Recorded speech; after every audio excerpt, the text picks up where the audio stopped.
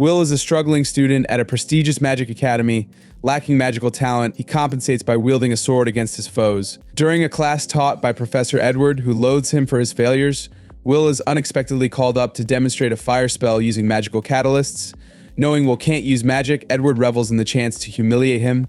As Will fumbles to cast the spell, the class erupts in laughter. Edward silences them, eager to personally mock Will for his ineptitude. One student, Sean, casts the fire spell from his seat, creating a catalyst right in front of Will. Edward, while indifferent to Will's safety, is wary of his reputation being tarnished if something goes wrong. He reprimands Shan for his recklessness, who apologizes, claiming he was trying to help Will. Edward concludes the demonstration with a speech on magic supremacy, directly targeting Will. Exhausted from the ridicule, Will leaves class only to be taunted further by Cheyenne, a classmate. However, Colette, a kind-hearted honor student, steps in to defend him. Cheyenne questions her loyalty, given Will's near-failing grades, but Colette insists that Will's hard work and kindness make him worthy of support. Cheyenne and his crew back off, allowing Colette and Will to walk together. Colette urges him not to let the insults get to him, but Will brushes it off, feeling lucky that someone as cute as Colette wants to hang out with him. Embarrassed by his compliment, she tells him flattery won't change her mind about dating him, but Will insists he's just being honest. This only makes Colette blush more, and she pushes him away to regain her composure. As they stroll, Will gazes at the beautiful sky,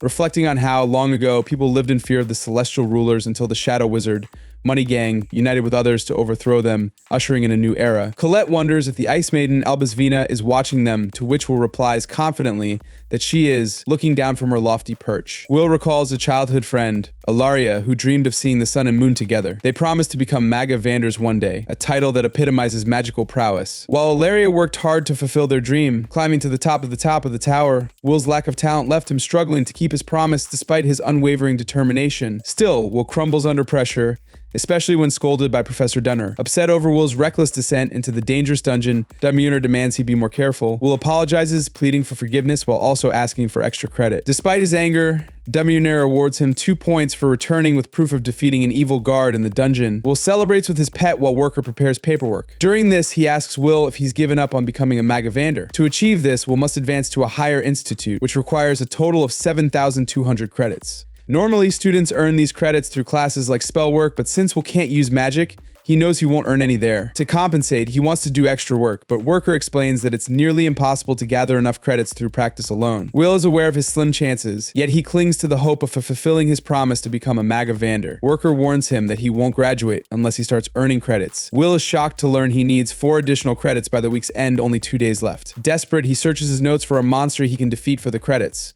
Though Worker hesitates to encourage Will's dungeon dive, he mentions a Baskerville on the 6th floor that hasn't been submitted yet, which could yield the required credits. Will rushes to hug Worker in gratitude, but Worker warns him not to cling too tightly, it could jeopardize his job. Unfortunately, Cheyenne overhears their conversation and plots to kill the Baskerville first, ensuring Will fails. Later, Will arrives at the 6th floor, feeling confident since he has faced a Baskerville before. His pet is nervous about his overconfidence, but Will reassures it that as long as he avoids the monster's flame breath, he'll be fine. Relying on Kiki's sense of smell, he searches for the Baskerville. Meanwhile, Cheyenne and his friends delve deeper into the dungeon, eager to ensure Will's failure. One friend questions their safety with only 3 of them, but Cheyenne dismisses the concern, believing he can keep them safe. As they venture deeper, Cheyenne prepares to brief his friends when suddenly one of them is punched hard into a wall, leaving him incapacitated. While Cheyenne remains unfazed, the others panic. Hearing the commotion, Will rushes over, surprised to find others in this part of the dungeon. He hides behind a wall, spotting Cheyenne desperately shooting fireballs at an evil sentinel, which is immune to his attacks. Knowing the sentinel is worth 10 points, Will realizes Cheyenne doesn't stand a chance. Initially, Will thinks of leaving Cheyenne to his fate,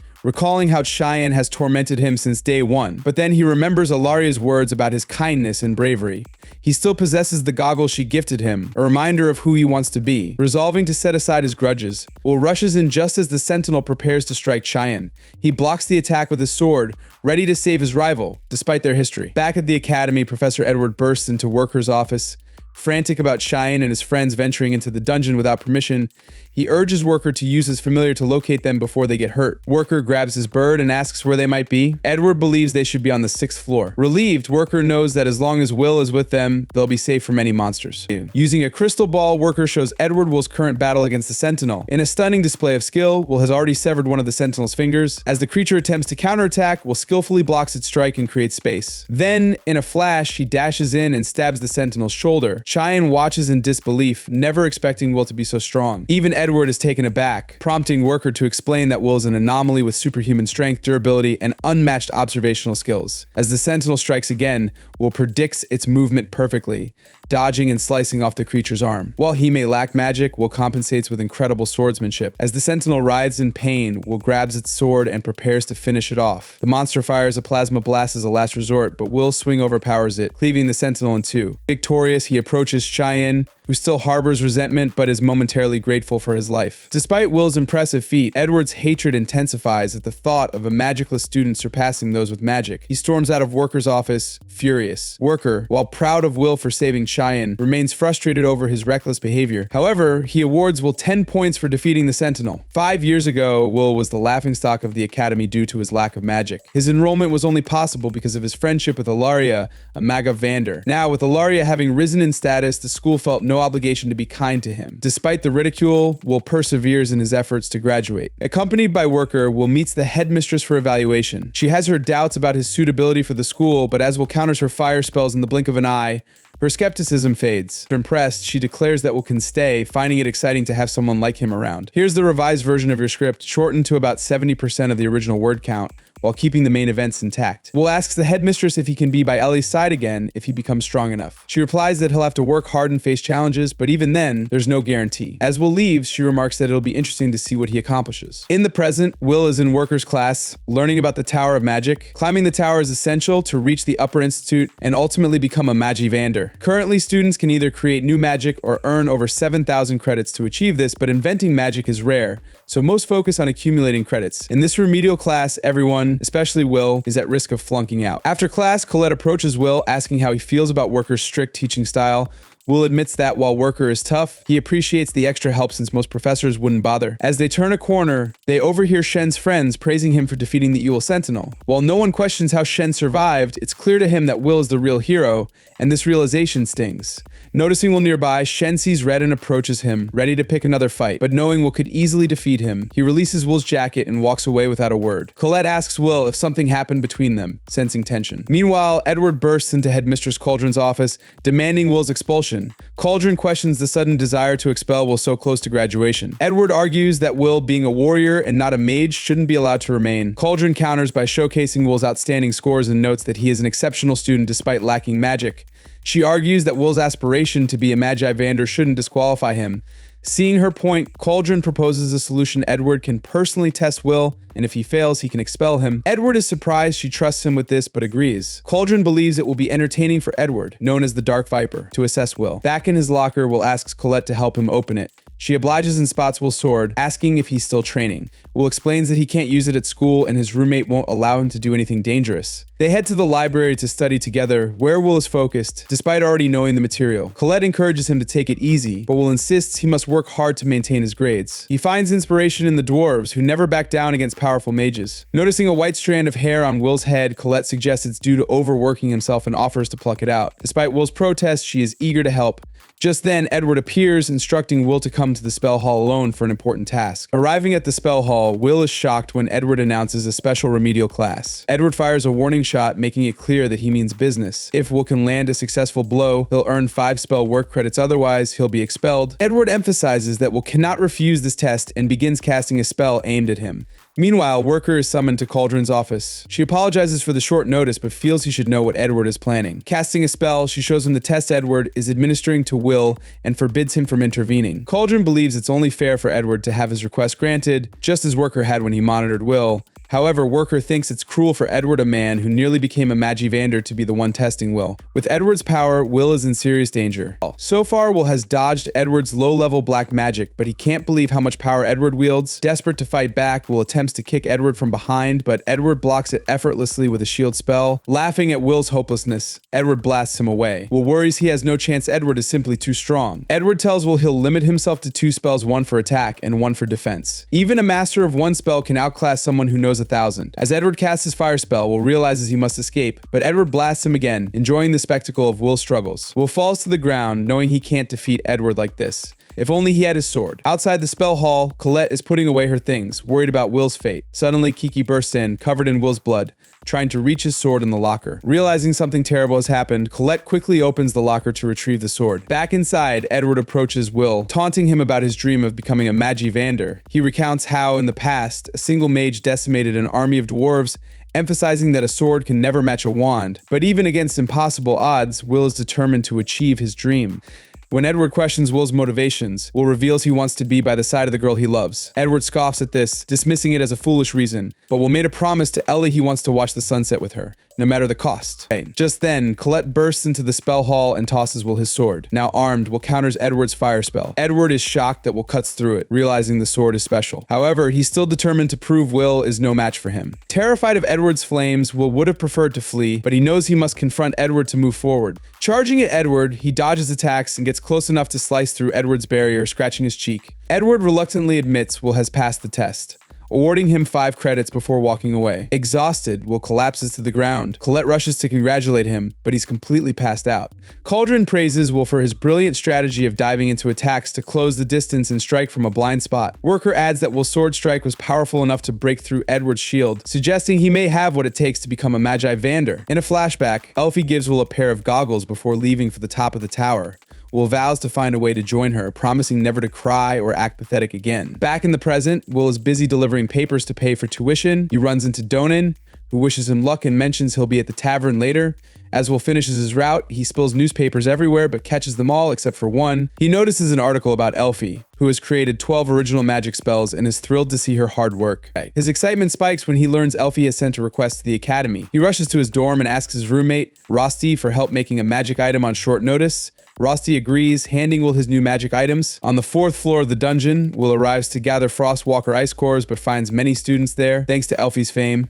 A massive explosion echoes Shen has just blown up some Frostwalkers, drawing praise from his friends. Shen feels inadequate compared to Will.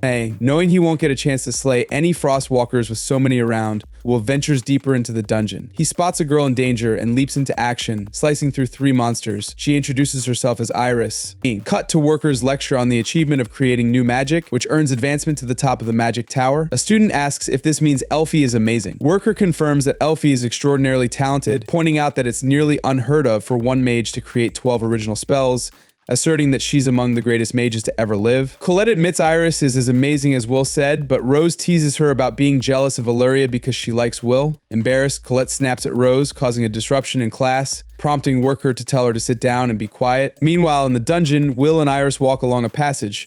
After introducing himself, Iris mentions hearing about the upperclassman nicknamed the unprecedented no-talent shocking Will. She explains she's 14, 2 years younger, making her a 4th-year student. Will asks if she resents him for lacking magic, but Iris admires those with unique talents, including him for saving her. Curious about her reason for being there, Will learns Iris is fulfilling Elfie's request, hoping to support the Magivander and one day hold up the sky. She explains that the Great Barrier hides the real sky, and when it falls, darkness will return. Iris shares her memorable encounter with Valeria, who saved her from monsters in the dungeon, inspiring her desire to help. Will shows Iris an ice fragment left by Frostwalkers, revealing a powerful Frostwalker is nearby. When Iris doubts his knowledge, Will explains he studies magic and compensates for his lack of power with knowledge and experience. He senses a boss battle ahead, and as a Frost Rex attempts a sneak attack, Will acts quickly to protect Iris. Iris warns that physical attacks won't work against the Frost Rex, which can freeze anything it touches. While most believe long-range magic is the only solution, Will has a plan. As the Rex charges another laser, he readies the magic item from Rosti and maneuvers behind it, evading its blast. Using his item, he latches onto the Rex and ensnares it, exploiting its weakness to fire and explosives. He ignites the wire, leading to a massive explosion that reduces the Frost Rex to rubble. Iris, stunned, realizes Will is much stronger than the rumors suggested. Will retrieves a quality ice core, and they prepare to head back. Later, Iris walks through the wizard tower, removing her disguise and reflecting on her findings about Will. Though he can't use magic, his creativity and battle sense make him an incredible warrior. She reaches a large door and meets with the Magivanders. Apologizing for interrupting, Kay reassures her that no apology is necessary, as their meeting was dull. However, they acknowledge the urgency of their situation. If the sky barrier falls, They would be overwhelmed by celestial hosts. They need to find promising mages to aid in the fight against impending calamity. They ask Iris if her observation mission went well and if she found anyone useful. She confirms she found a promising candidate, a magicless person named Will, and recommends he be inducted into the tower. Eleanor and Kara oppose the idea, while Z thinks it could be fun and Ellie reserves her opinion. Eller believes it's crazy to bring a magicless person in, and a heated argument brews until Kara calms everyone down. They decide to wait for the upcoming Grand Magic Festival to evaluate talent, as the top students will emerge from it. If Will doesn't make it, he's not cut out for the tower. After the meeting, Ailey is glad Will is still trying to keep his promise and says she'll wait for him as long as it takes. Nice. The next test involves fighting golems. Shen and Colette go first and defeat their golems easily. Meanwhile, Will struggles, attempting to punch his golem from behind, but his classmates mock him for his lack of magic, causing him to get backhanded across the room. As students leave, a few Liana and Wego pass without trouble, and then Julius steps up, casting ice magic to encase the golems in blocks of ice. Julius, one of the Academy's top students, challenges Liana and Wegel to a friendly rivalry and offers them an ice rose. Yet, these three are celebrities, having earned over 10,000 of the total 12,000 credits. Will, who doesn't even have enough credits to graduate, reflects on his situation. Later, Julius and his friends insult Will for his lack of magic ability, and Will steps aside to avoid conflict, hearing them discuss the upcoming Grand Magic Festival, which he hadn't realized was approaching. During lunch, Colette tells Will that his only hope of becoming a Magi Vander is to be scouted at the festival. It's a massive event held every 2 years, drawing high mages who seek promising talent. Will doubts he'll be chosen since he's failing, and believes he'd need extraordinary magic to get noticed, while Colette insists that there are rumors of watchers looking for talented students. Will dismisses them as urban legends, feeling that a magicless person like him wouldn't fit in. He decides to help with preparations instead, but Colette believes he could change how people view him by entering the festival and showing his potential. Will hesitates, recalling his past attempts to join the festival. Back in his second year, Will faced humiliation when he was booed off stage for using physical attacks, leaving him with a bad reputation he still hasn't shaken. With students practicing earnestly for the festival, Ket reminds him that scouts from the capital will be present, giving Will a chance to be noticed even if he can't earn a place as a Magi Vander. Despite Ket's encouragement to showcase his abilities, Will is still reluctant to participate without magic. Suddenly, Colette notices something odd about a locker and senses a sound-blocking barrier. Will wonders if it's just a locking spell, but Colette insists it's more than that. She asks Kiki to break the barrier, revealing a hidden staircase that leads to a secret gambling ring where students place bets on the festival. Colette disapproves of the illegal activity, but Will spots Shen, surprised to see him there. Shen gets defensive when Will asks about his presence, but Colette warns him to back off. Shen, who is the fourth best student, justifies his ranking, admitting he's here to check the betting odds on himself. Despite trailing behind the top three by just a few credits, he insists his magic skills are on par with Liana and the others. Afterward, Will's day continues as normal. Before leaving school, Ket asks if he's free to hang out, but he declines, needing to work. That night, Will is at Jan's restaurant, working as a waiter. He serves Donan, who expresses concern for Will's busy schedule delivering newspapers in the morning, attending classes, and working at night. Donan suggests participating in the Grand Magic Festival, but Will quickly dismisses the idea, fearing more humiliation. Janny, the manager, calls Will back to work and points out that his friend Rosie is also helping out as a favor since another worker quit. While cleaning up after the dinner rush, Rosie asks if Will is okay working at the restaurant for such low wages. Will appreciates the staff and enjoys working with them, despite the pay. However, the atmosphere shifts when Julius walks in, immediately insulting the restaurant and its workers. Upon seeing Will, he mocks him for associating with barbarians like dwarves. Donan gets upset, but the other dwarves hold him back, knowing they can't afford trouble with a mage. Julius threatens Donan, reminding him that dwarves as immigrants should be grateful for the humans allowing them to live here. Donan calms himself, knowing that everything Julius said about the dwarves being refugees is true. They fled here after their world was destroyed, but while elves receive sympathy, dwarves face contempt. If Donan were to retaliate against Julius, all dwarves in the city would suffer. Will can't stand this injustice and decides today is his last day working here. Now free from Gina's influence, he confronts Julius, demanding he take back his disrespectful words about the dwarves, who are hardworking despite their struggles. Julius dismisses Will's plea, kicking a plate of food at him. His two cronies prepare to attack, but they fail to realize that throwing food is assault, giving Will the right to defend himself. He grabs the boys and slams them to the ground, shocking everyone, including Julius, who vows to make Will pay for this humiliation.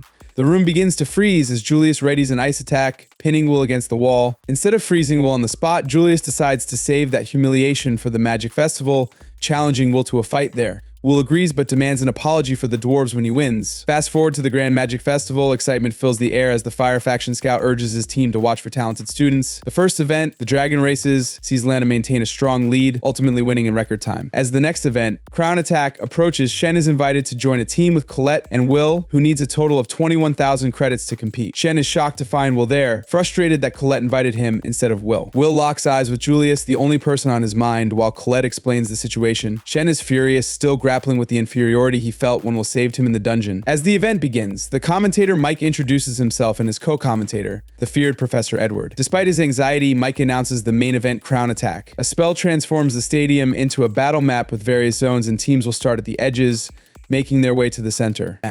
At the center of the stadium sits a giant crown, and the first team to claim it will win. However, reaching it is no simple feat. The playing field is rigged with all sorts of traps, and while teams are allowed to take the shortest path and obstruct others, this battle is bound to be brutal.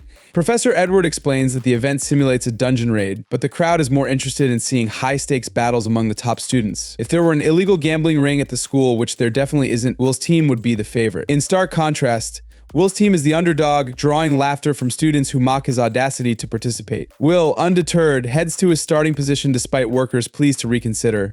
His mind is made up, he's determined to prove himself, even if it means becoming the school's laughingstock. Worker reluctantly accepts Will's decision, reminding him of the risks involved. As the event kicks off, the students charge forward, and Julius's team is the first to stumble into a trap. A horde of golems blocks their path, and while many students would see this as an insurmountable obstacle, Will continues forward at full speed. The crowd jeers at his reckless attempt to confront the golems without magic. Just before he attacks, Will signals Colette, who casts a spell to create a magic gauntlet for him. With this gauntlet, he demolishes the golems, leaving the audience in awe of his abilities. Even with Colette's magic, Will's technique shines through, proving he can handle himself in battle. As predicted, Will is the first to break through the golem horde and rush toward the crown. Meanwhile, Shen, haunted by his past failures, has been pushing himself to improve. Yet, despite his hard work, he finds himself outclassed by Will. With the goal of seizing the crown, the other competitors realize they need to speed up to keep pace. Upon entering the Badlands zone, Will triggers more traps that unleash rock bullets. Quick on his feet, he uses his gauntlet to punch the ground,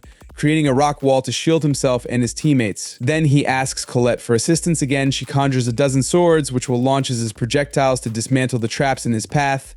Mike announces that Will's team is sailing through the Badlands with little challenge, though Shen has yet to contribute significantly. Spectators, eager to downplay Will's achievements, argue that Colette's magic is doing the heavy lifting. While her magic certainly aids him, it's Will's own skills and reflexes that are truly making the difference. Scouts take notice of Will's remarkable ability to detect and counter traps, and even Edward can't ignore his impressive performance.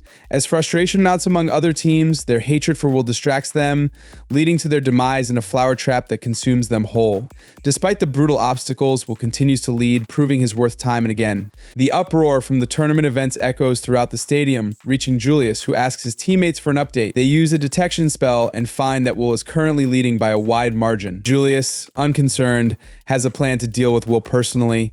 Meanwhile, Will and his team reach the final area before the arena, the Enchanted Woods. As Will runs in first, he triggers several magic circles and realizes he's activated a chain circle trap. But he's ready, he knows just how to counter it. By carving around each magic circle and spinning them, he makes them fire at each other, resulting in a spectacular explosion. Mike excitedly announces Will's success, but Professor Edward, annoyed that Will bypass his dark magic minefield so easily, can only click his tongue.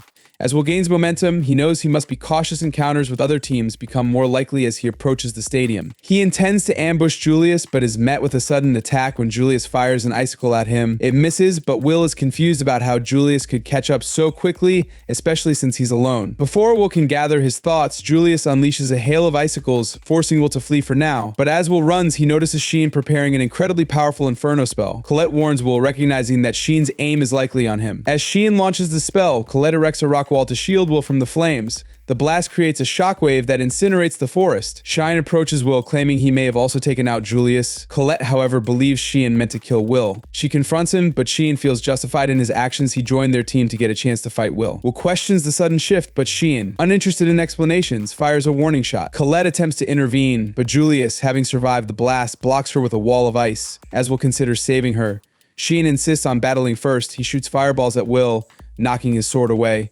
Will tries to reason with Sheen, suggesting they can fight another time, but Sheen is determined to have a duel now. Reluctantly, Will agrees. Sheen remembers the first time he saw Will, feeling sympathy for the bullying he faced.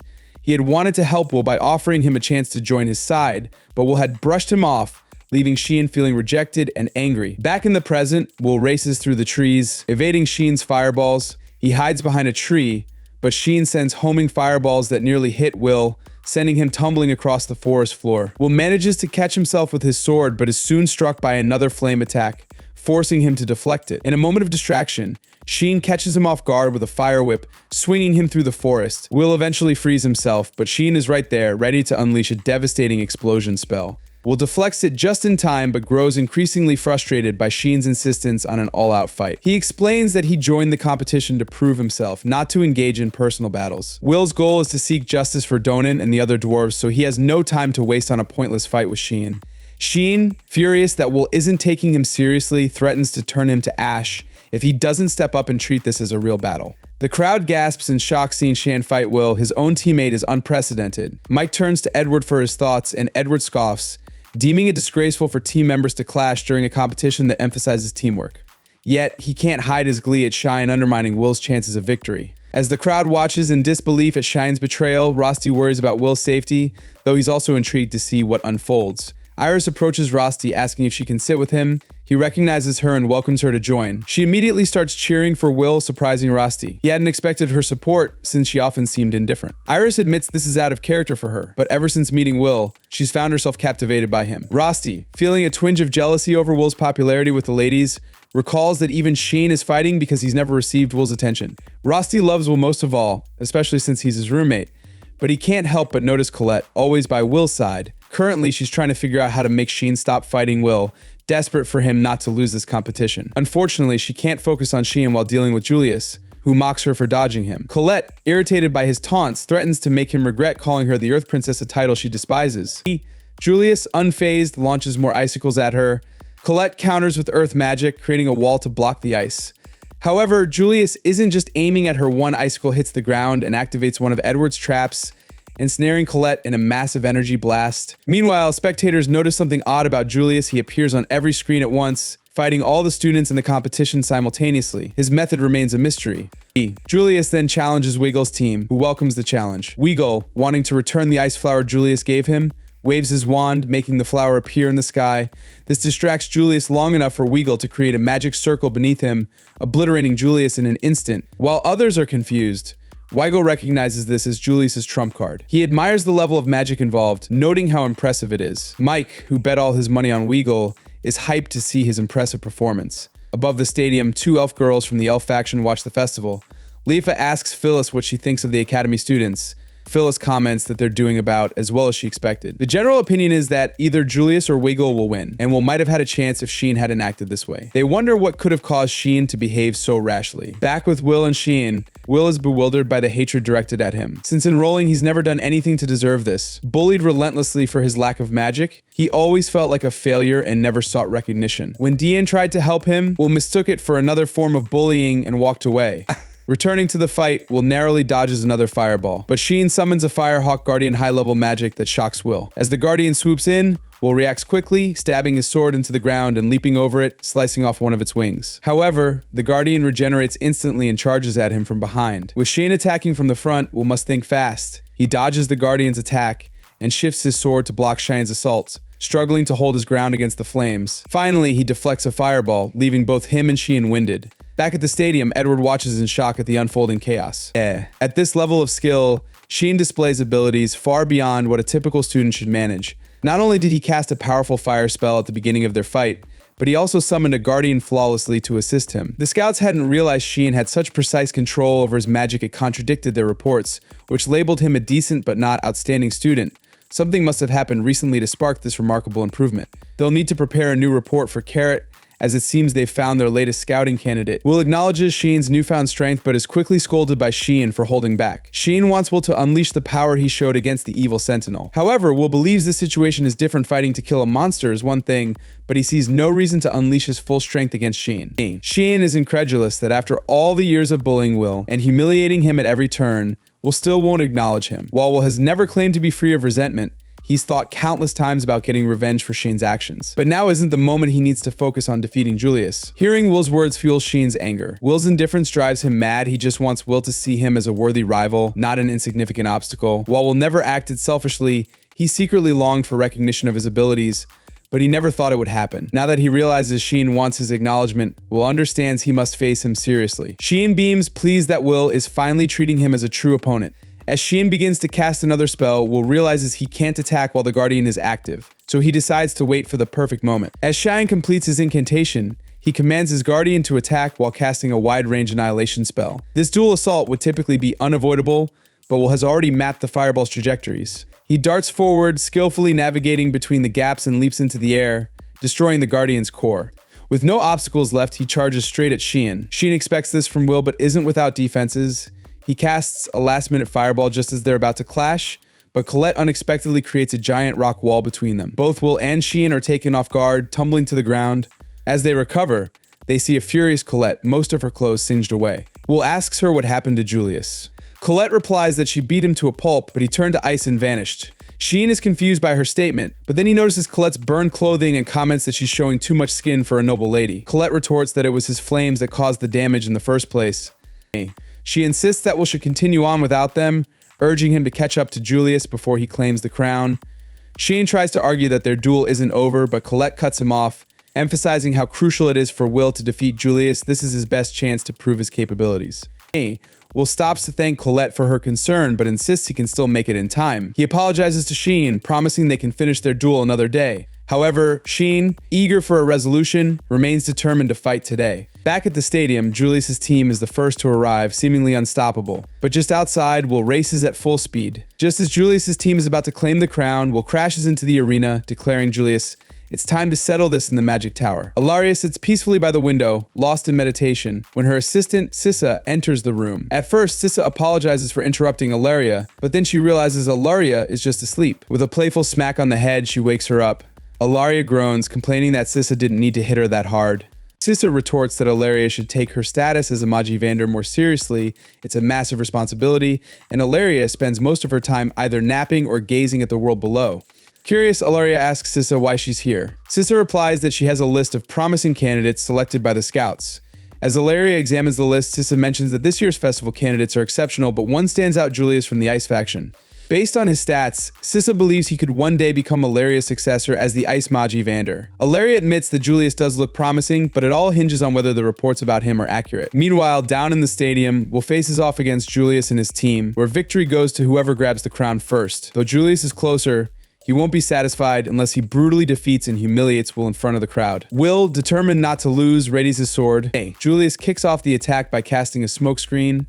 Blinded, Will can still hear the footsteps of 3 opponents closing in on him, realizing they're trying to surround him. Suddenly, an ice ball hurtles toward him from behind.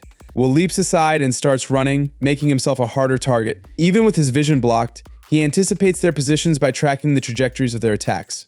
As 2 more ice balls fly at him, he believes he's pinpointed their locations and lunges to attack Julius. But just then, he's blindsided by a 4th attack. Will is knocked back, bewildered about where this 4th strike came from, especially since Julius and his team haven't moved from their original spots. His confusion deepens when he sees 5 versions of Julius standing there. Will realizes this must be some form of illusion magic, but the impacts he's felt are too real. He soon concludes that this spell is too complex. For mere illusions, Julius is creating clones of himself. Moreover, he forgot to mention that these clones can explode on command, and one is right in front of Will. At Julius's command, the clone detonates, encasing Will in a thick layer of ice. While the crowd is excited, they're also trying to decipher Julius's magic. However, Edward and Warner quickly identify it. Warner explains that this is one of the secret arts developed by the gifted ice Magivander, Ilaria. She created and mastered 12 unique ice spells, and Julius is currently using the first in the series, R.S. Weiss. This spell creates icy copies of the caster. We'll see these at Julius's audacity to wield one of Ilaria's spells. Julius smirks, claiming his natural talent enabled him to learn it independently, believing he's now on par with a Magivander and that Ilaria isn't so impressive after all. One thing Will won't overlook is someone calling Ilaria a fraud. He breaks free from the ice and charges at Julius, intent on making him regret those words. Julius retaliates with more ice balls, directing his clones to attack Will. These clones move precisely as he commands, keeping Will occupied while he prepares a sealing spell that encases Will in an impenetrable ice barrier. With Will immobilized, Julius casts a giant ice meteor and hurls it toward him. With no escape, Will is crushed under the meteor, and the crowd cheers for Julius's display of strength. Edward can't help but commend Julius's performance, noting he won the battle without moving his real body. Seizing the moment, Julius declares that his ice magic has become unmatched after acquiring one of Ilaria's spells. asserting that he will be the next Ice Vander. But just as he boasts, he hears the sound of cracking ice. To his shock, he turns around to see the meteor crumbling, and Will emerges mostly unscathed. "Thanks for giving me a chance to cool off." Will says with a grin, "I tend to get hot-headed when someone slanders Illyria's name, but I won't make that mistake again." Julius, flustered, attacks again with his ice clones, but this time Will calmly evades the ice and appears behind Julius's teammates. In one swift motion, he knocks them out, causing Julius's clones to crumble. From the moment he saw Julius's clone spell, Will suspected it was incomplete. Julius could only use the spell briefly and needed his teammates' help for extended durations. If Julius needs all this just to mimic a fraction of Illyria's power, then he's nowhere near her level. Unlike the Guardian spells that operate independently, Julius's magic lacks the finesse to match a true Vander. The ice clones demand constant mental control, something Julius clearly lacks if he needs his teammates to use them effectively. Will's assessment feels like a jab at Julius's pride, prompting an enraged response. "Shut up," Julius shouts, launching a barrage of ice roses. Will easily slices through them, but as they hit the ground, they explode, creating another smokescreen that obscures his vision long enough for Julius to conjure his ice clones once more. The clones unleash a flurry of ice balls, but Will deftly dodges each one. Deep down, Julius hates to admit that Will's claim about his incomplete spell is true. He can only manage 4 clones at a time, and without his friend's assistance, his control is limited. He realizes he must remain defensive. Yet with all the clones looking identical to him, Will shouldn't be able to find the real Julius. Julius raises a wall of ice to defend himself from Will's sword, but Will slices right through it, sending Julius crashing back with a shard of his own ice. Confused, Julius wonders how Will could have found him so quickly, considering all the clones are perfect replicas. Will smirks and points out the key difference: the clones are made of ice. Their body temperatures are the opposite of the user's, making them cold. Normally, a skilled caster can prevent that cold from leaking out, but Julius lacks the finesse. Eventually, the cold causes ice to form under the feet of all the clones. Julius is baffled. How does Will, who can't use magic, understand the intricacies of his spell better than he does? The answer is simple. Will grew up with Elfie, who was a prodigy at magic. He's witnessed her spells up close, studying them meticulously, even if he could never match her talent. "I know all the strengths and weaknesses of Illyria's magic," Will explains. Julius, stubborn and enraged, insists Will is lying. Illyria is a Vander, and this spell is one of her secret arts. How could you ever hope to beat it? He tries firing another ice shard at Will, but Will barely moves, slicing through it. Julius falls to the ground in defeat, and Will calmly states that he respects Julius's talent. Until now, no mage has replicated Illyria's spells, but he's got some bad news. Elfie invented that clone spell when she was only 2 years old. It's far from perfect and loaded with weaknesses, which Julius is flaunting like he's the next greatest mage. Realizing he's been bragging about copying a toddler's achievements, Julius bursts into hysterical laughter. His overconfidence crashes down as he understands he's grossly overestimated himself compared to Illyria. But even with this revelation, he's not ready to concede defeat. In a fit of anger, he summons 8 clones, laughing as he declares that 4 isn't his limit. Ignoring control, he plans to overwhelm Will with sheer numbers. Will recognizes that Julius is getting desperate. Having faced 10 Elfie clones bullying him in his childhood, 8 Juliuses are hardly a challenge. As Julius casts his spells, Will charges forward, dodging effortlessly. He stabs one of the clones right through the head. Julius, now fearful, realizes that could have been him and starts running away. Will continues his advance, dismantling the clones one by one. No matter what Julius throws at him, Will remains one step ahead, easily blocking each attack. Eventually, he destroys all the clones, leaving only the real Julius. With a clenched fist, Will charges at him and delivers a punch so powerful it needs to be replayed 3 times. With that, Will has officially defeated Julius, and the crowd erupts into cheers. His performance earns him respect from the student body, but he's exhausted. With no one left to challenge him, all he needs to do is grab the crown and claim victory. However, while he's preoccupied with Julius, he fails to notice Weigle's team entering the stadium. In a disappointing twist, Weagle is crowned the winner of the crown attack. Meanwhile, high up in the Magic Tower, California informs Elfie that the crown attack has concluded. But Elfie, unable to bear the thought, asks Sissa if there are any spells to rewrite the past or erase memories. Sissa mentions there might be something in the Forbidden Spells book, but she refuses to let Elfie use it for such a trivial reason. Elfie, on the verge of tears, reveals her guilt. She never intended to bully Will, she just wanted to play with him back then. Now the whole school thinks she tormented him. Down in the stadium, Will accepts his loss in the crown attack and takes a seat to rest. At the same time, Shen glares at him, realizing that if Will could defeat someone like Julius, he needs to work harder to be a worthy opponent. Colette rushes over to Will, relief flooding her as she sees he's okay. "I'm so glad you're safe," she exclaims. Will, however, feels guilty for not grabbing the crown and putting her and Shen through so much stress. "At least I kept my promise to Elfie," he says. While he may not have won the event, it's still a victory for him since Julius took such a big loss. Later that night, the group gathers at the bar for a celebratory dinner. Donan asks if Will got scouted by the tower, but Colette sighs, explaining it was expected since Will's team had an internal battle and he didn't actually win. It's Shen's fault, she adds. Will could have easily won if Shen hadn't thrown a tantrum during the event. Where's Shen now, Rusty asks. Will explains he tried to invite him, but Shen seemed uninterested. Donan shrugs it off, saying it's fine. You beat Julius and got him to apologize, that's a win in my book. Meanwhile, Julius is in the back, begrudgingly washing dishes as part of his apology to the dwarves. He hates this menial task, but knows he has to keep his word since he lost to Will. While everyone else enjoys the festivities, Colette notices a worker looking worried. She asks if he's not enjoying the party, but he shakes his head. I didn't stop Will from entering because I saw how motivated he was to win. But now that he's shown the whole school what he's capable of, I'm worried about how they'll treat him. Colette assumes people would treat Will better now that they see his strength, but the worker replies it's never that simple. The next day at school, students prepare for the all-student practice event, which involves a week of dungeon diving. Many students are anxious and still deciding on their parties. As Will walks down the hall with Colette, a couple of classmates approach him nervously. Will you join our team for the dungeon raid? We saw how powerful you are. Before he can respond, another group of students chimes in, claiming they want him too. Soon, students are arguing over who gets to team up with Will. Colette watches, realization dawning on her. This is what Warner meant now that everyone knows Will isn't weak. They all want to be his friends. It feels hypocritical. She steps in front of Will, shouting at the other students for having the nerve to befriend him after all the bullying he endured. Will must be angry about this, right?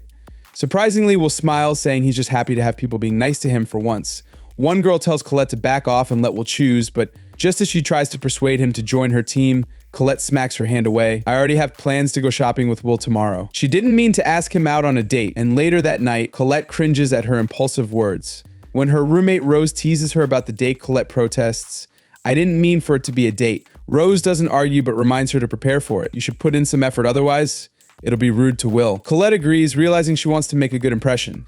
Meanwhile, in Will's room, he's studying when Rusty asks about his plans for the next day. With no classes scheduled, Rusty wonders if Will will go into the dungeon again. Will informs him he actually has a shopping date with Colette. She convinced him to go since he needs supplies for the all-student practice event. Will thinks it's no big deal, but Rusty clearly feels jealous. The next day, Colette waits nervously in the city square for Will to arrive. Even though she asked him out unintentionally, she's determined to make this a proper date. When Will arrives, he greets her with a smile and compliments her new dress and hairstyle, making her blush. Just as they're about to head off, Rusty comes running over. Colette is puzzled by his presence, and Will explains that Rusty insisted on tagging along for the shopping trip. It'll be more fun with me around. Rusty claims, grabbing Will's hand as they set off. Colette starts to question Rusty's relationship with Will, feeling a twinge of jealousy. They're holding hands, and she wonders if Rusty's trying to steal Will from her. But it's still not weird after all. They're wearing socks the entire day.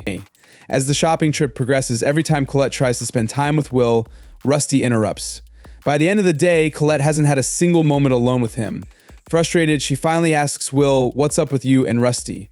You two are way too close for just regular roommates. She accuses Rusty of secretly being a girl because of his pretty face. Will laughs and counters, that can't be true. We take baths together, and he has more length and girth than I do. Sure, Rusty may be a little handsy, but he always says no homo, so it's probably just his way of being friendly. Rusty soon returns with 2 drinks, handing one to Colette and Will. Will notices that Rusty didn't get one for himself. Rusty shrugs it off, saying he'll just share Will's drink. Colette, fed up with Rusty's antics, interrupts and offers her drink instead. This annoys Rusty, who glares at Colette and tells Will to finish his errands without them. After some back and forth, Will agrees to leave them behind. Once Will is gone, Colette turns to Rusty and bluntly asks if he's really just Will's roommate, because it looks like he's too affectionate with him. Rusty stands up and positions himself in front of Colette, asserting that he loves Will more than anyone else and won't let her take him away. Colette counters that she's also close to Will, recalling how they used to hug all the time until 4 years ago, a thought that embarrasses her. Rusty dismisses her claim, stating that he takes baths with Will every night, which he believes makes him more intimate with Will than she is. As they bicker over who has more claim to Will, he heads toward the blacksmith shop down an alleyway. Suddenly, he hears someone call his name and turns to find Lena standing behind him. He's surprised to see her, thinking someone as renowned as the top student wouldn't have business with him. Lena tells him she has something important to discuss and asks him to follow her. After a short walk, she leads him to a room with Julius, Shine, and Wiggle. She thanks everyone for coming and explains that since this is the final term of their last year, the all-student practice exam is approaching, and she wants the 5 of them to form a team. Sheen and Julius exchange incredulous glances, refusing to believe Lana would suggest Will for their team. Will feels out of place, especially with two people who dislike him in the room. Liana seems oblivious, remaining steadfast in her decision. Just as Sheehan stands up, looking ready to throw a punch, Wiggle waves his wand, casting high-level illusion magic to calm everyone down. He tells them there's no need for this barbarism and suggests they at least hear Liana out. Once everyone is calm, Liana explains that she wants to form a team of the Academy's best students and those who stood out at the festival. That's why she thinks Will would be a valuable addition. Julius scoffs, stating that having someone like Will who can't use search would only slow them down. He adds that just because Will smashed his face and doesn't mean he'll be an asset. Sheehan also wants Will off the team, simply because he dislikes him. Wiggle chastises them for letting their petty grudges cloud their judgment, emphasizing that Will has already proven he can defeat both of them. Will possesses incredible brute strength and agility, outclassing Julius and Sheehan's most powerful magic. Julius rolls his eyes, jabbing at Wiggle for acting high and mighty despite being second in credits. Wiggle responds confidently, saying he respects Lana's opinion as the top student. If she says Will is skilled enough, then he respects him too, though he still doesn't hold any respect for Julius or Sheehan. Liana interjects, stating her goal is to use this team to climb the tower and secure a brighter future for herself. She wants to guarantee her success as the top student.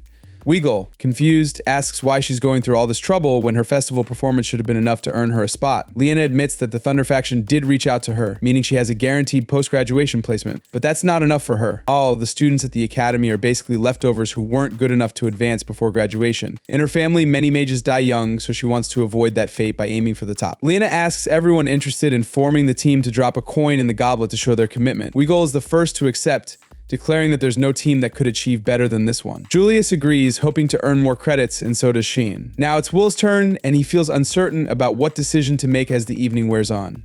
Will finally returns to Rosie and Colette, who have been worried sick about him. Although he doesn't explain his absence, he mentions he's joining the Hannah team for the all-student practice later. During a briefing, the instructor informs the students that floors once off limits are now open, allowing access to floors 7 through 10. This means they can earn more than 1,000 credits at once, making it a prime opportunity to make up for lost credits or achieve new ones. However, they must exercise caution as last year 4 students were eaten by monsters. Professors will be stationed at key locations to ensure safety, but students have a knack for getting into trouble. As the Hannah team enters the dungeon, Colette tags along, despite not being invited. When Liana points this out, Colette defiantly claims she must follow Will. Rosie wishes to join, but as an artificer, he must stay at base camp. Still, he prepares magical items for Will before the all-student practice exam kicks off. Lord Carriot learns about the exam, but doesn't recall signing up as the representative of MJ Evander. The messenger insists someone must take the job, and Carriot is the only serious option.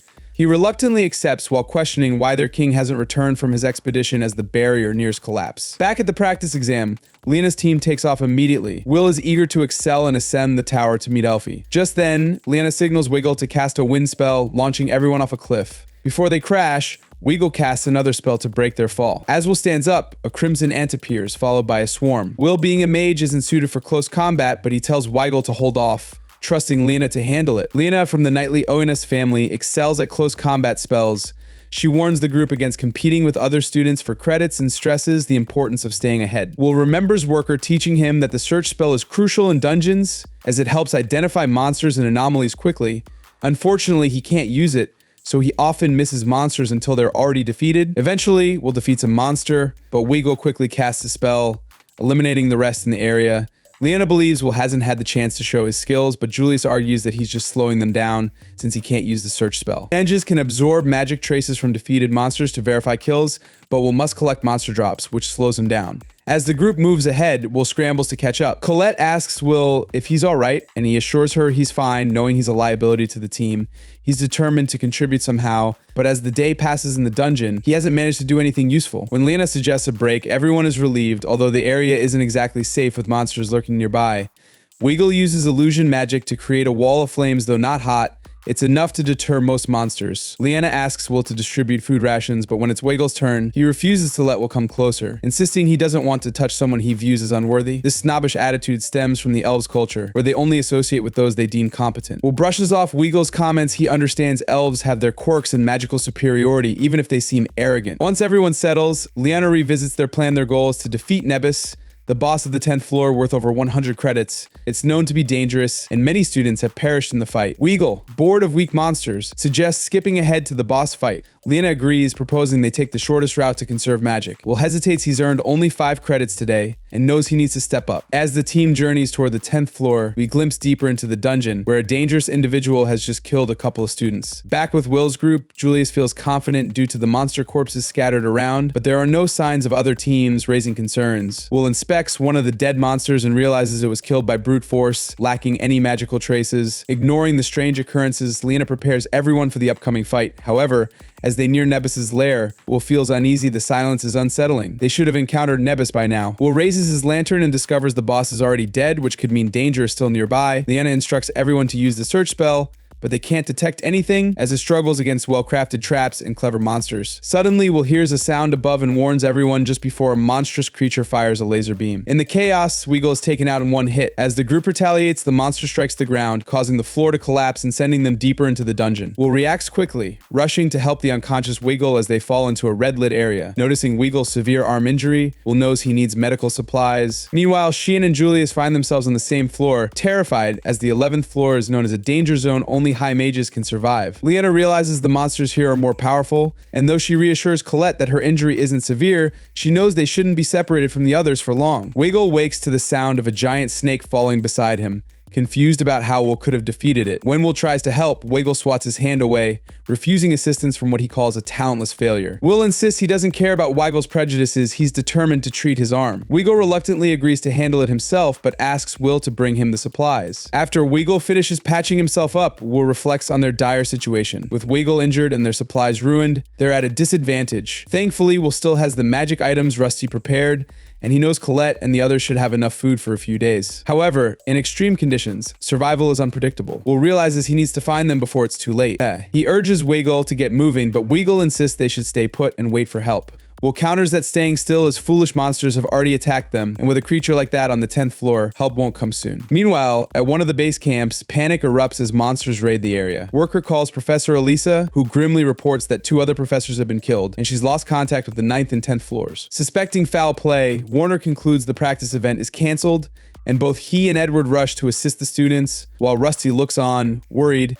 On the 11th floor, Will and Weagle navigate the dungeon, with Weagle anxiously spamming the search spell to detect monsters. Will advises him to conserve magic he can sense monsters within a 70-meter radius, while Weagle's search can extend to 200 meters. Weagle doesn't grasp how Will remains calm in such a terrifying place. Will explains he spent a lot of time in dungeons to make up for his lack of credits, giving him valuable experience. Suddenly, Will senses monsters closing in on them. He instructs Weagle to handle one behind while he takes care of 2 in front. Weagle casts a wind spell, knocking an orc down, but is shocked to see Will effortlessly slice through the other orcs. Although Weagle knows Will is capable, he can't believe how well he's faring against such threats. The orc Weagle fought gets back up, and with no time for a counterspell, Weagle panics and tries to use illusion magic to distract it. When that fails, he screams in terror, but Will swiftly slashes the orc in half. Will reassures Weagle, explaining that the orcs are blind, so illusions won't work.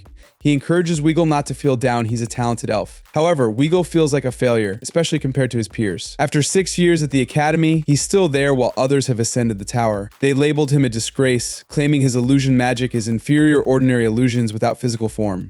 Will struggles to understand how Weagle can be seen as a failure when he's among the top 3 students.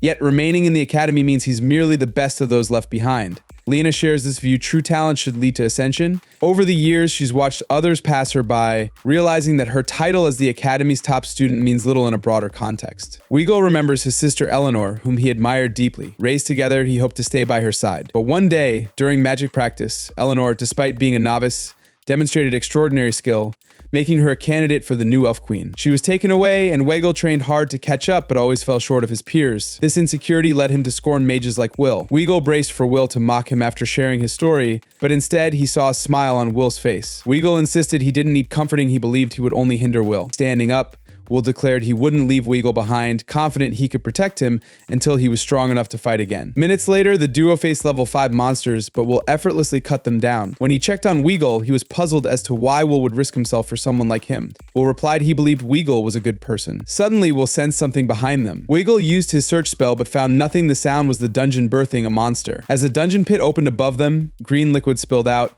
and terrifying creatures called balers emerged. These monsters were notoriously difficult to defeat, immune to physical attacks and resistant to magic. Will asked Weigel to lend him his strength, but Weigel broke down, convinced his defective illusion magic would fail. Will reassured him that mistakes happen if they let fear stop them, they'd never progress. Weigel warned that if he messed up, Will could die, but Will promised he wouldn't let that happen. He had a dream to reach the tower and reunite with Elfie Death was not an option. Weigel, struck by Will's determination, admired his courage. As the balers began their assault, Will distracted them, but his sword had no effect. Desperate, Weigel raised his wand, but his magic failed him, leading him to believe Will would perish because of his incompetence. The balers aimed their blasts at Will, but at the last second, Kiki created a shield to protect him. He cheered Will on, urging Weigel to try again. Hearing "I believe in you" from Will filled Weigel with motivation no one had ever believed in him before. With renewed determination, Weigel finally cast his illusion magic correctly, creating a forest that destroyed the balers. Will cheered for Weigel's success, but when he turned, he saw Weigel kneeling, apologizing for his earlier behavior. Realizing Will was a true warrior, Weigel expressed his respect. Will smiled, saying he had always respected Weigel, and they shook hands, solidifying their newfound friendship. Next, Will pulled out a magic map Rusty made, which would automatically chart the area using their blood. Kiki could also track Colette and Sheehan's scent, provided traces remained. Meanwhile, Julius and Sheehan navigated the dungeon. Julius, feeling thirsty, asked Sheehan for water rations. Sheehan had some but warned against wasting it. Instead, he suggested Julius create ice to drink, but Julius refused, insisting he couldn't waste magic. After their argument, Julius used his search spell, sensing no monsters, which allowed him to relax. Suddenly, Sheehan yanked Julius into cover. Confused, Julius questioned Sheehan's actions, but Sheehan pointed out the flaws of the search spell some demons could avoid detection. Using a heat-sensing spell, Sheehan detected an approaching group of Yule sentinels, dozens of them, which was unusual. Julius speculated the influx might be due to the monster on the 10th floor. As Sheehan prepared to face the sentinels, he asked Julius to create clones to distract them. Julius warned against it surviving against so many sentinels was impossible. But Sheehan was determined he needed to prove he was strong enough to defeat them after being humiliated by Will.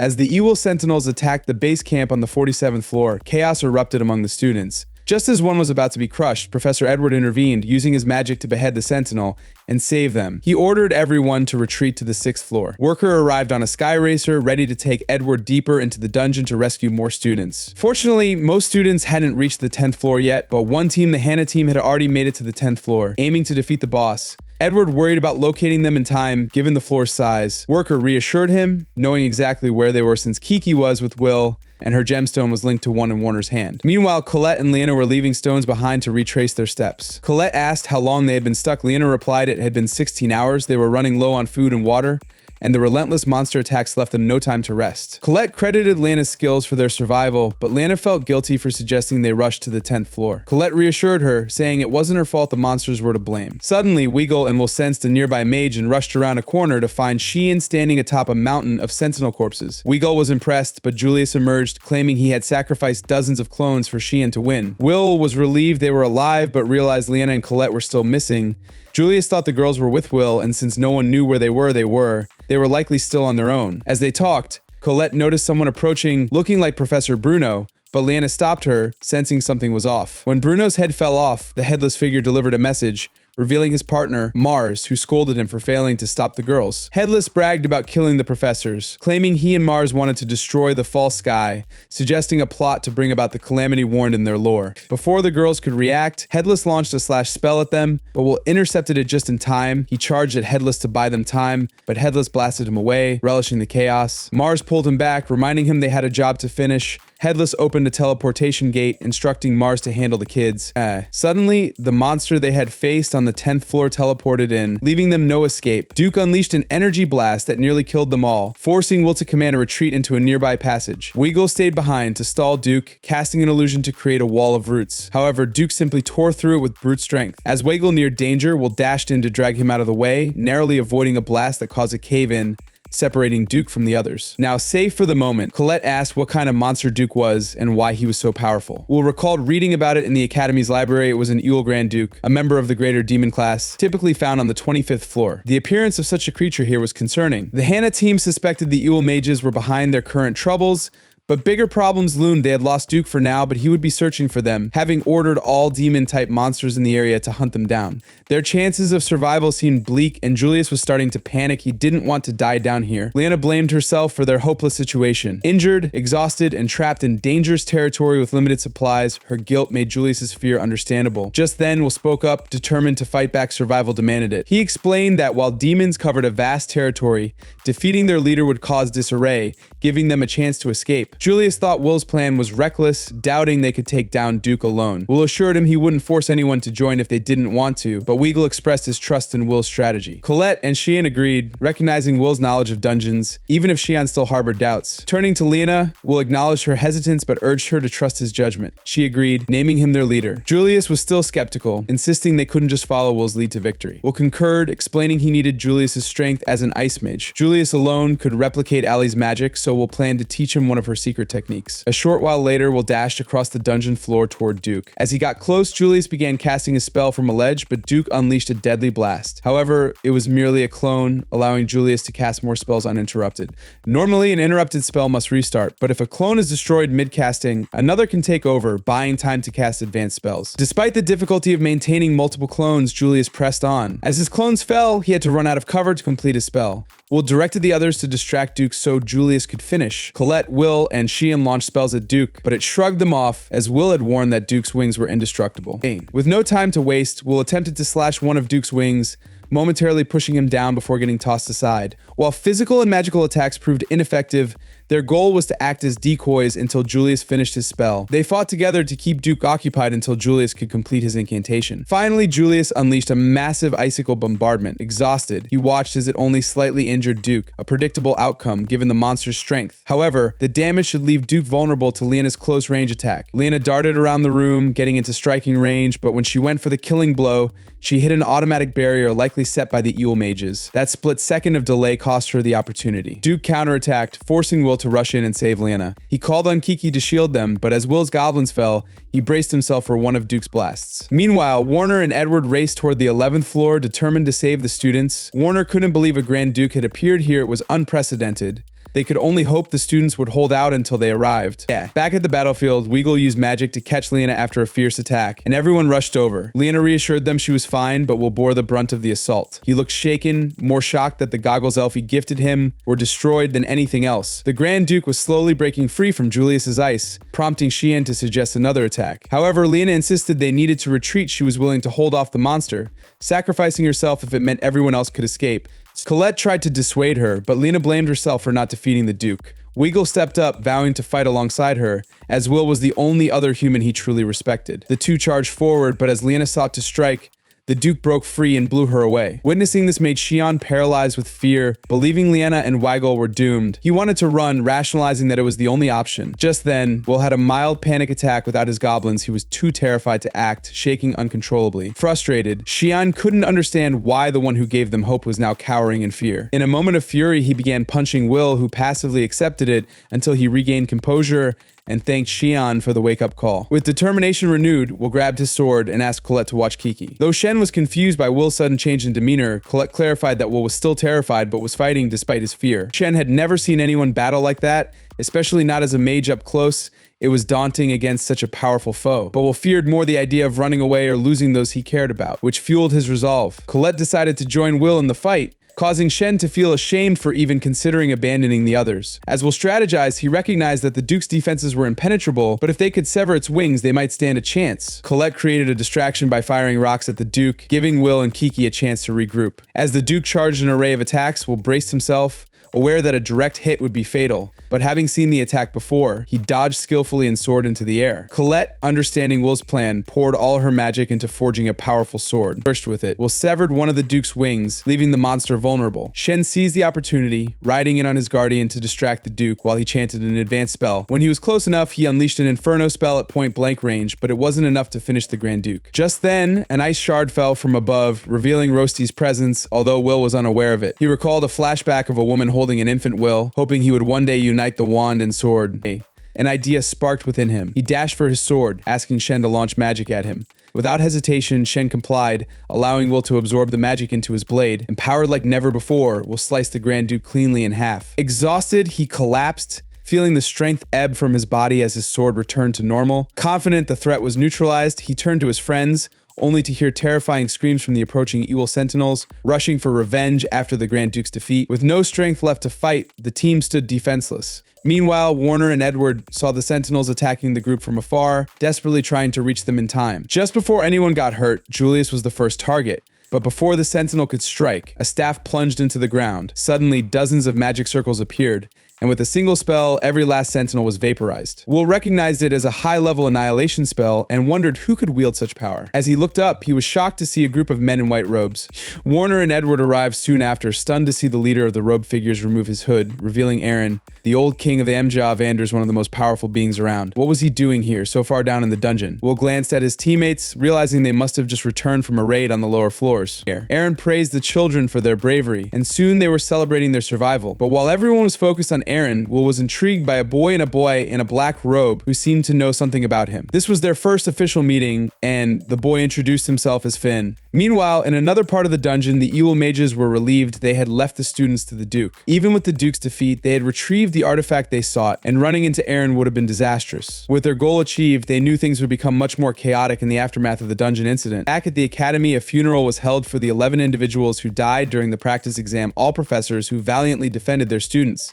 Investigations into the incident yielded no leads. Will and the others were recovering in the infirmary, still puzzled about the identities of the Ewell mages, knowing only that they were powerful deviants capable of killing professors. Colette struggled to accept that Bruno and the other professors were truly gone. If Aaron hadn't arrived, they might all have perished. Still, Lena reminded them they were alive, proud that they made it out without losing a single teammate. She felt grateful to have fought alongside them. Just then, Lena's stomach growled, prompting Colette to offer her some apples she had brought for Will. Lena devoured them rapidly, leaving Colette amazed at her appetite. Lena defended herself, explaining that as a close combat fighter, she used a lot of stamina and needed more food to replenish her energy, not that she enjoyed eating excessively. Colette raised an eyebrow, clearly skeptical. Switching topics, Lena expressed her gratitude to Will for his quick thinking and bravery, which had saved them. Will modestly replied that it was a team effort, he couldn't have done it alone. Julius chimed in, still resentful toward Will, reminding everyone of the moment they almost died while he trembled in fear. He was annoyed that Will's plan had made him expend so many clones. Frustrated, Colette stuffed an apple in Julius's mouth to silence him, completely disregarding the danger of choking. A curious Shen asked Will about the power he had displayed in the dungeon. Colette echoed this, noting she had never seen him wield magic like that before. It seemed his sword absorbed Shen's spell, but it felt different from a standard enchantment. Once Julius could talk again, he yelled at Will for not using that power earlier, which could have saved them from danger. Kiki then scratched Julius's face, and no one intervened. Shen agreed with Julius, pressing Will for an explanation. Will was just as confused, he couldn't recall much about it, his mind had gone blank, and then he instinctively knew what to do. Colette suggested asking Warner and the other professors about Will's power, as they might have insights. Will recalled Finn, still curious about him, and asked if anyone knew anything about the boy. Weagle noted that Finn was likely from the Finn tribe, a race that couldn't use magic but had accumulated extensive knowledge about dungeons over generations. They had contracts with magic towers to guide powerful mages through the labyrinth. Will was eager to learn more about his newfound power, but he also had questions about Finn. Meanwhile, Finn had just returned from the dungeon and sought out Cauldron. She was relieved to see he made it back safely after such a long expedition, and asked how far they had gone this time. Finn replied that they made it down to the 49th floor, which was no easy feat. He quickly cut to the chase, revealing he had something to show her. He unwrapped the hilt of a shattered sword, and Cauldron's eyes widened as she recognized it. This was the weapon they had received reports about it belonged to a mage slayer, the same one Finn's group encountered on the 40th floor. In their battle, they had lost 20 of their high mages, but eventually defeated all the mage slayers. However, Finn suspected that these enemies weren't spawned naturally by the dungeon. Instead, he believed they were conducting experiments, collecting materials, and crafting weapons down there. Aaron had ordered Finn to return to the dungeon for further investigation, so he wanted to leave the sword in Cauldron's care for analysis. She apologized for the extra work he had to do so soon after returning, but Finn brushed it off, saying he needed to help combat the bad guys lurking in the shadows. Then, Finn shifted the conversation, taking a seat on her desk. He asked why she hadn't mentioned Will to him. They had to deal wands were her domain, while swords were his. Cauldron explained that Will was a special case. He was a student at the Magic Academy and aspired to be a Magi of Vander someday. Finn was taken aback by this revelation, and they shared a moment of silence before he sighed in acceptance. This was the first time he had heard of a sword trying to become a wand, but Cauldron believed Will might be exactly what they needed in these challenging times. Finn agreed and backflipped off her desk, deciding to keep an eye on Will's progress while leaving him in Cauldron's care for a little longer. The next morning, Will was up bright and early, diving into his training routine. Colette couldn't help but feel a twinge of jealousy as everyone else was still recovering from their injuries. Will looked as if he hadn't fought a fierce battle at all. He explained that he felt uneasy just sitting around despite the uncertainty he faced.